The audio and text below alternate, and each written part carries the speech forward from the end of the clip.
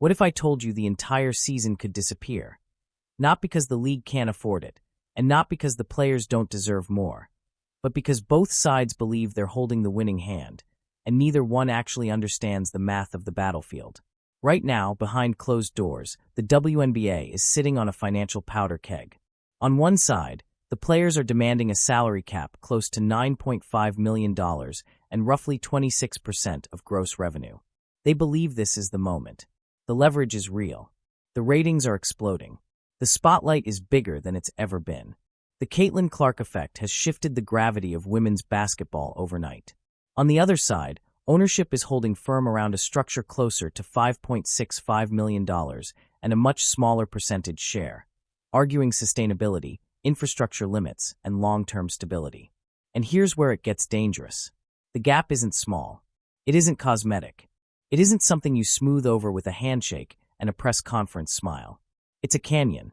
And as the deadline approaches, there's a strategy quietly circulating in executive circles that could change everything.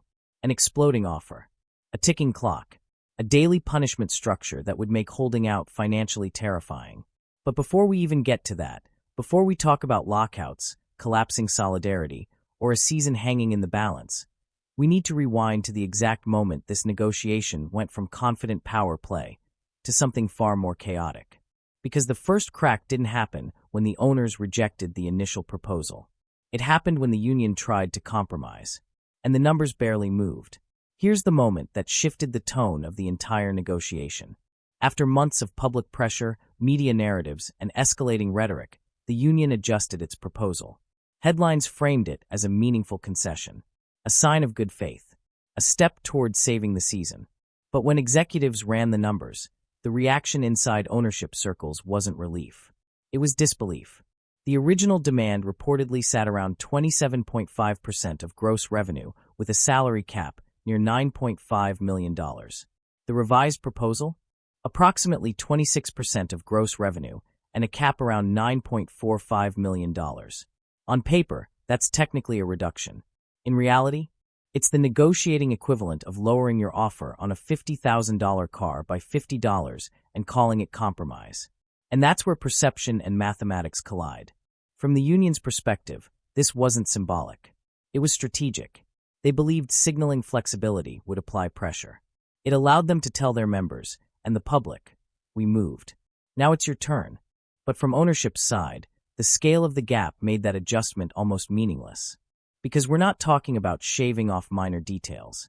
We're talking about a structural revenue shift that, over the life of a multi-year agreement, represents hundreds of millions of dollars in difference. When your counterpart is anchored at roughly 15% under a different structure and you counter at 26%, that isn't meeting in the middle. That's still operating on entirely different planets.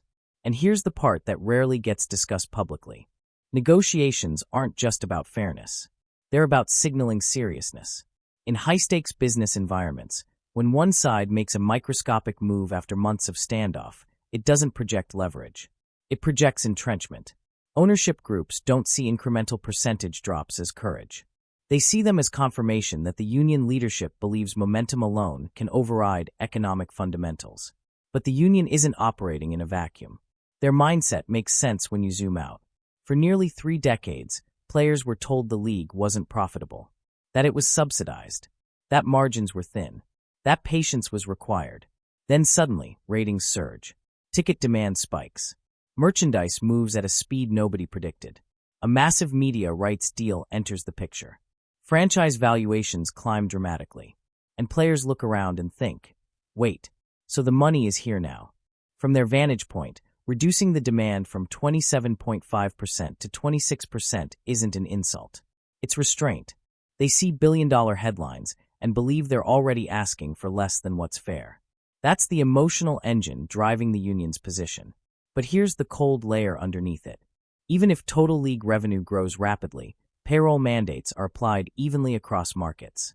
And that's where the tension intensifies. Because not every franchise operates in the same economic ecosystem. Some teams are filling massive arenas with premium pricing. Others are operating in facilities that cap out at just a few thousand seats. So when a flat $9.45 million cap gets floated across the board, Ownership groups in smaller markets aren't looking at league-wide headlines. They're looking at their own spreadsheets. And those spreadsheets don't care about momentum. They care about capacity. They care about guaranteed obligations. They care about fixed costs that don't disappear when social media hype fades. From their perspective, the union's concession didn't bridge the gap. It barely acknowledged it.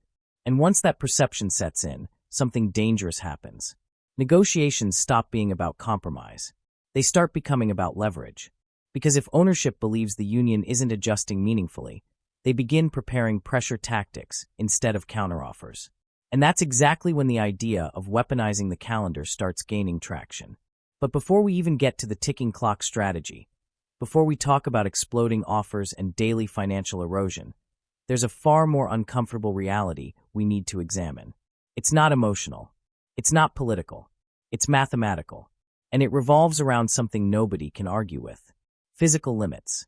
Because when you strip away headlines, social media debates, and moral arguments, there's one variable that refuses to bend: seat count. And that's where this entire fight gets even more complicated. You can argue about fairness. You can argue about growth. You can argue about media deals and cultural impact. But you cannot argue with seat count.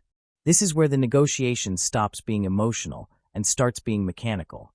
Because when ownership looks at a proposed $9.45 million salary cap, they don't start with national TV numbers. They start with how many people physically fit inside their building. And that's where the tension becomes brutal. Some WNBA franchises are playing in arenas with seating capacities hovering around 3,500 to 4,200 seats. Not 18,000. Not 12,000. 3 to 4,000. Now let's break that down calmly. The regular season includes roughly 22 home games. Even if a team in a 3,500-seat arena sells out every single game, not 90%, not 85%, but completely maxed out, and even if the average ticket price sits around $50, which is generous in many markets, that's about 3,500 seats times 22 games times $50 per ticket. You're looking at just under $4 million in gross gate revenue for the entire season. Gross, not profit, before expenses, before travel, before staff salaries, before arena lease costs, before marketing, before insurance, before charter flights, before operational overhead. And that's the best-case scenario. A perfect sellout season. Now compare that to a $9.45 million salary cap. That's not total payroll. That's just the cap number. You haven't even touched operational expenses yet. So from a purely structural standpoint, some ownership groups are staring at a scenario where their maximum possible ticket revenue doesn't even cover half the proposed payroll. And that's before writing checks for anything else. This is the part union leadership doesn't publicly emphasize. Because it's uncomfortable. It shifts the conversation away from fairness and toward infrastructure. And infrastructure is stubborn. You can't demand that a 3,500-seat building suddenly generate 10,000-seat revenue. It doesn't matter how viral a player is. There are only so many seats. Now, the union's counter to this is obvious. Gate revenue isn't the whole story. There's media money. There's sponsorship money. There's merchandise. There's expansion fees. There's shared league revenue. And they're right. The WNBA is not operating as isolated mini-economies anymore. It's part of a centralized structure where national deals matter. But here's the friction point. National revenue growth doesn't automatically erase local limitations. If one or two teams generate massive ratings spikes and drive national value upward, that doesn't instantly transform every smaller market arena into a financial engine capable of absorbing a uniform cap explosion. And that's where ownership fears start multiplying. Because once you lock in a guaranteed payroll floor across all franchises, you're committing every team, strong market or weak, to the same structural obligation. There's no flexibility. There's no gradual adjustment. It's an immediate elevation. From ownership's lens, that's not bold. It's risky. And risk tolerance differs dramatically between players and billionaires. Players have short career windows. Owners think in decades. So when they hear a near $9.5 million cap demand, they're not thinking about one season of hype. They're asking a colder question. What happens if ratings dip next year? What happens if the rookie buzz stabilizes? What happens if media numbers normalize? A salary cap isn't something you trial for one viral year. It becomes a locked system. And if the league overcommits during a surge without proving sustainability, ownership believes it could create a long-term imbalance. But here's the twist. The union doesn't trust that argument, because from their perspective, sustainability has been used for 28 years as a shield. Every time players pushed for growth-based increases, they were told to wait. Wait for stability. Wait for profitability. Wait for proof. And now that proof appears to be here, they don't want to hear another delay narrative. So both sides are technically operating rationally within their own belief systems. Ownership sees physical capacity constraints and structural risk. Players see a revenue explosion and decades of suppressed compensation. And that's what makes this standoff volatile. Because when math collides with distrust, logic doesn't calm things down. It hardens positions.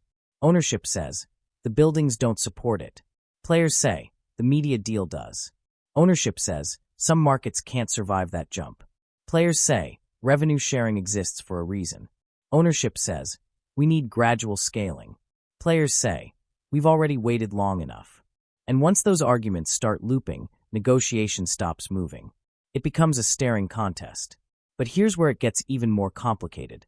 Because the arena math, as rigid as it is, isn't the entire battlefield. There's another layer under this fight that makes the players unwilling to trust even the cleanest spreadsheet. And that layer has nothing to do with seats. It has everything to do with accounting. Because in professional sports, profit is often adjustable. And once the players start believing the numbers in front of them aren't the real numbers behind the curtain, that's when gross versus net stops being a technical debate and starts becoming a war. Here's the part that makes this dispute combustible. The players don't just disagree with ownership. They don't trust them. And that changes everything. Because if this were simply about percentages and projections, compromise would eventually surface. Financial models could be adjusted. Revenue splits could be tiered. Cap growth could be phased in. But when one side believes the other is actively manipulating the numbers, every offer looks like a trap. For nearly 3 decades, the dominant narrative surrounding the league was simple. It wasn't profitable. Players were told the league operated at a loss. They were told it required subsidy. They were told margins were razor thin. Whenever compensation talk surfaced, the same explanation returned. Growth takes time. And then something changed. Ratings surged. National broadcasts began drawing numbers that were impossible to ignore. Ticket demand in certain markets skyrocketed. Merchandise moved at record pace. Corporate sponsors leaned in harder. And perhaps most importantly, a massive media rights deal entered the picture, reportedly in the billions. Franchise valuations followed. Teams that were once valued around $10 to $20 million suddenly carried price tags north of $100 million. That kind of valuation shift doesn't happen in a dying business. So from the player's vantage point, this looks like the long-awaited breakthrough. The moment the sport finally crossed into undeniable commercial viability. And when ownership responded to that surge with an offer structured around roughly 15% under a net-based model, alarm bells started ringing inside the union. Because in professional sports, and especially in entertainment, net revenue can be a flexible concept. Hollywood accounting is infamous for this. A movie can gross hundreds of millions at the box office and still officially report minimal net profit once distribution fees, marketing allocations, administrative costs, and depreciation are factored in. On paper, it looks like there's nothing left to split. The players understand that dynamic. And they don't want to be tied to a metric that can be reduced through internal cost allocation. Gross revenue feels cleaner. It feels safer. It guarantees participation before deductions. From their perspective, demanding a percentage of gross is not greed. It's protection. They're trying to avoid a scenario where the league announces record revenue while simultaneously reporting minimal distributable profit. And once that suspicion embeds itself, every ownership presentation becomes suspect. If the owners present a conservative financial outlook, players wonder what's being deducted. If owners talk about rising costs, players question how those costs are categorized. If ownership references sustainability concerns, players ask whether those concerns are strategically amplified. And this is where negotiation shifts from economics to psychology. Because even if ownership's projections are genuine, belief matters more than truth in a labor standoff. If the workforce believes the vault is fuller than reported, They won't settle for modest adjustments. They'll push hard. But ownership has its own counter-suspicion. They see players anchoring to one extraordinary revenue spike and projecting it indefinitely into the future. They see media enthusiasm being interpreted as permanent structural growth. They see a rookie-driven ratings explosion being treated as a multi-decade guarantee. And from their side, that's equally dangerous. Because media cycles are volatile. Audience behavior fluctuates. Sponsorship dollars follow momentum, and momentum can cool. Ownership fears locking in obligations based on peak conditions rather than sustained averages. So now you have both sides operating from a place of doubt. Players' doubt reported profitability. Owners' doubt projected sustainability. And when doubt dominates both rooms, compromise shrinks. Every proposal becomes interpreted through a defensive lens. Every concession feels insufficient. Every deadline feels like leverage. And that's how stalemates harden. But here's the variable that makes this specific moment different from any previous negotiation cycle. This time, the players actually do have visible leverage. Not theoretical leverage. Not future potential. Present, undeniable, measurable leverage. Television numbers jumped. National conversation expanded. Corporate attention intensified. And at the center of that momentum sits a cultural catalyst that ownership cannot pretend doesn't exist. The Caitlin Clark effect. Because whether you credit one player entirely or not, the data doesn't lie. Something changed. And that change gave the union confidence it has never had before. But here's the danger. Leverage only works if the other side fears losing something they can't afford to replace. And that's where the next phase of this battle becomes truly unstable. Because ownership may believe they can survive a pause. Players might not. And once the calendar becomes a weapon, momentum turns into pressure. Everything changed when the numbers hit the screen. Sellouts, record ratings, secondary ticket markets spiking, merchandise flying, national debates exploding. For the first time in decades, the league wasn't fighting for relevance. It was leading conversations. And whether people want to credit one player or not, the timeline is clear. The surge coincided with a generational arrival. The Caitlin Clark effect wasn't subtle. It was measurable. Broadcast partners noticed. Sponsors noticed. Owners definitely noticed. And the players noticed most of all. Because for years, union negotiations were built around projections. The game is growing. Visibility is increasing. Investment is coming. But now, they weren't negotiating on hope. They were negotiating on visible acceleration. That psychological shift is massive. When labor groups sense that their industry has entered a breakout phase, they don't push gently. They push aggressively. Because breakout windows don't always stay open. Veteran players especially understand this. Athletic careers are short. Prime earning years are limited. If revenue explodes today, waiting 5 years for incremental raises feels like surrender. So from the union's standpoint, this isn't reckless. It's urgent. They believe they're capitalizing on a once-in-a-generation inflection point. But ownership sees something different. They see volatility. They see a rookie-driven ratings spike. They see headline growth concentrated in specific markets. They see attendance disparities across the league. And they ask a colder question. What happens if this surge normalizes? Because here's the uncomfortable truth about sports economics. Initial spikes are often driven by novelty, curiosity, storylines, debates, rivalries. The first season of a phenomenon draws casual viewers. The second season tests loyalty. The third season tests sustainability. Ownership's fear isn't that the growth is fake. It's that it might not yet be permanent. And permanent revenue is what supports permanent payroll increases. This is the gap in perception. Players see leverage. Owners see momentum that must be proven durable. And that disagreement changes negotiating posture entirely. Because if players truly believe the league cannot afford to lose this moment, they assume ownership will blink first.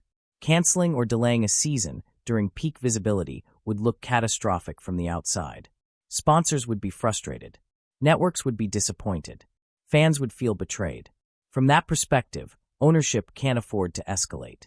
But here's where the leverage calculation gets murky. Owners are not dependent on one season's income to survive. They operate diversified portfolios. They have external capital. They think in tax structures and long-term asset growth. If a season pause reduces short-term revenue but preserves structural control over the league's financial framework, Some owners may view that as acceptable risk. Players, on the other hand, are paid per season. If games stop, income stops. Endorsements cushion only a small percentage of the roster. The majority of players depend on guaranteed contracts.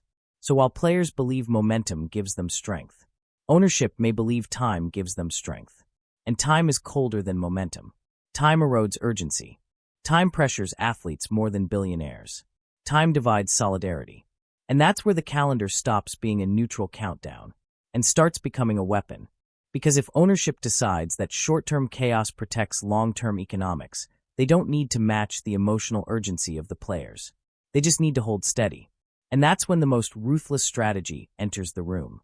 Not compromise, not counteroffer, but escalation. A tactic designed not to negotiate, but to fracture. And once that tactic is deployed, momentum won't matter. Ratings won't matter. Even public opinion might not matter. Because the battle shifts from public perception to internal survival. Here's the tactic nobody wants to talk about publicly, but everyone in high-level sports business understands. It's called the exploding offer, and it's brutally simple. You don't just set a deadline. You attach punishment to it, because a deadline without consequences is just a suggestion. Ownership has reportedly set a critical date on the calendar, a point where, if no agreement is reached, the season timeline becomes unstable. Now imagine this scenario. March 10th passes without a deal. Instead of keeping the 15% structure on the table, ownership lowers it. Not dramatically, just enough to hurt. On March 11th, the percentage drops. On March 12th, a subsidy clause disappears. On March 13th, certain minimum protections are reduced. Each day the union holds out, the deal becomes slightly worse. Not catastrophic overnight, but eroding. Slowly. Relentlessly. This is psychological warfare, because it transforms holding out from a position of strength into a daily financial loss. Players would wake up knowing that by doing nothing, they are actively losing guaranteed income. And here's why that's so powerful. Union solidarity thrives on patience. It survives on the belief that waiting improves outcomes. An exploding offer reverses that equation. Waiting makes things worse. Now think about roster composition. Not every player in the league has a major shoe deal. Not every player has seven-figure endorsements. Not every player can comfortably skip a season. A small percentage of stars might withstand delay. The majority cannot. And that's where internal pressure builds. Role players, defensive specialists, bench contributors, free agents without contracts yet. They would feel the squeeze first. Because if the cap structure shrinks while they're unsigned, their negotiating leverage evaporates. Imagine being a mid-level player in free agency, watching the revenue share decline day by day. Your phone would light up. Teammates would text. Agents would call. Anxiety spreads fast in locker rooms. And ownership knows that. The strategy doesn't rely on breaking the entire union at once. If enough players start believing the executive committee miscalculated, the pressure turns inward. Instead of hold the line, the message becomes sign something before it gets worse. And that fracture point is where ownership gains control. Because once union unity cracks, negotiation power collapses. But here's the part that makes this tactic controversial. It's cold. It doesn't appeal to fairness. It doesn't appeal to public opinion. It appeals to leverage. Ownership is insulated.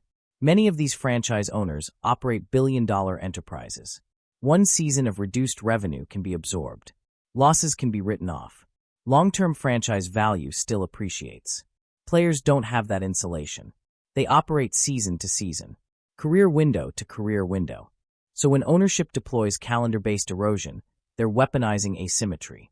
Time hurts one side more. And this is why the player's initial concession mattered so much. Because if ownership believes the union is not truly adjusting, they stop negotiating middle ground and start preparing escalation. Exploding offers are rarely used when talks feel productive. They're used when one side believes patience favors them. But here's the risk. If ownership miscalculates and fans side heavily with the players, public backlash could damage momentum. Sponsors might apply pressure. Networks might intervene. This isn't a private boardroom dispute anymore. It's playing out in headlines. And perception does matter. Yet ownership may be betting on something specific. That once the financial pressure hits individual players directly, public sympathy won't matter as much as personal income. And that's where this becomes deeply uncomfortable. Because the real battle isn't owners versus players. It's leadership versus membership. If the executive committee promised leverage based on momentum, and momentum fails to produce immediate results, trust shifts.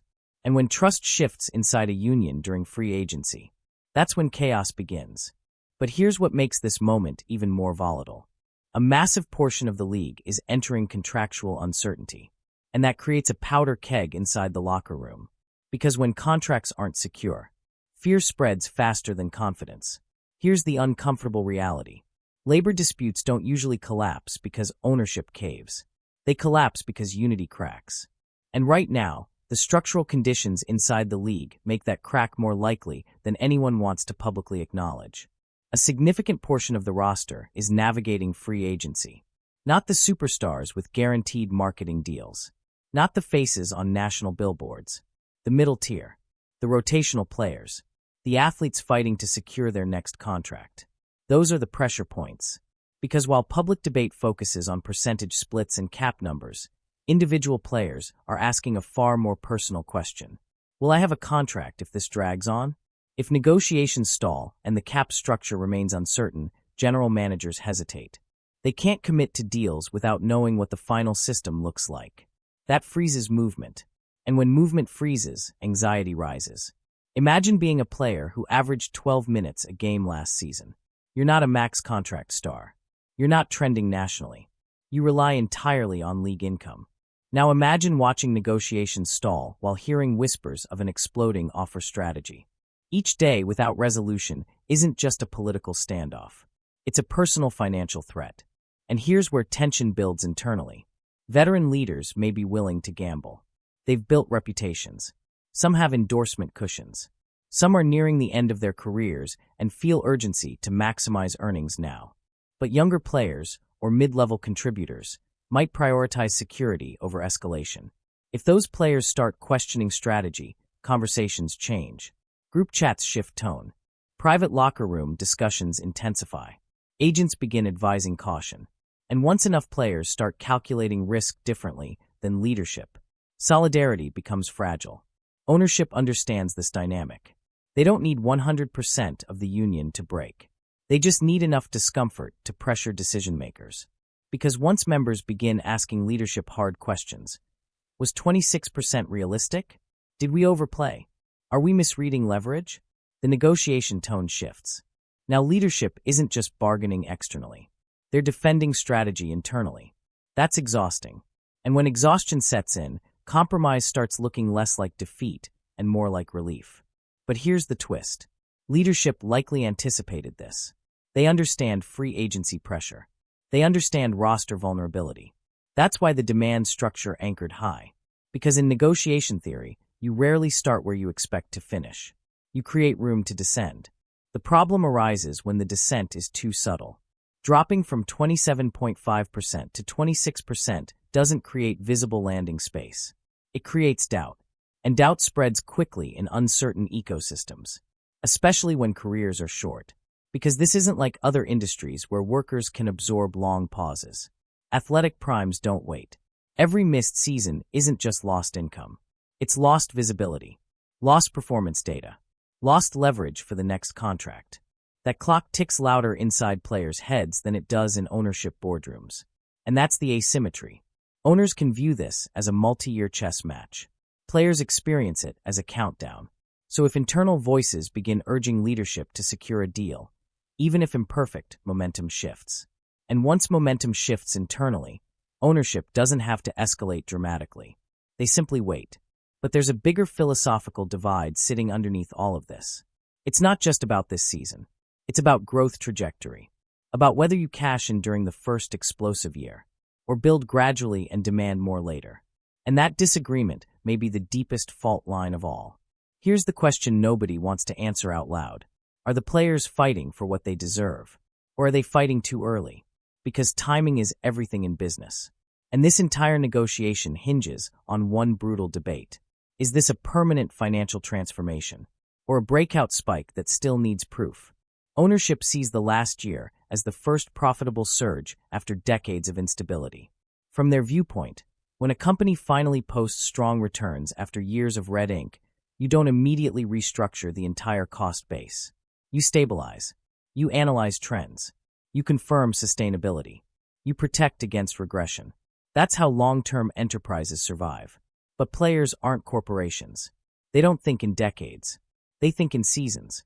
And from their vantage point, the argument sounds dangerously familiar. They've heard "be patient" before. They've heard "we need to grow first" before. They've heard "it's not sustainable yet" before. So when ownership frames caution as wisdom, players hear delay. And delay feels like lost opportunity. Because here's the reality. If this surge stabilizes and continues climbing, player leverage only grows stronger in the next cycle. Expansion fees rise. Media contracts inflate. Valuations increase. Negotiating power compounds. But if momentum cools, if ratings normalize, if media buzz settles into routine coverage, then this exact moment, this leverage peak, might look very different 2 years from now. And that's what makes the current gamble so high stakes. The union is betting that growth is durable. Ownership is betting that growth must be proven. Both positions contain logic. Both contain risk. But only one side faces immediate personal consequences. If ownership underestimates sustainability, they might miss an opportunity to secure labor peace and capitalize on momentum.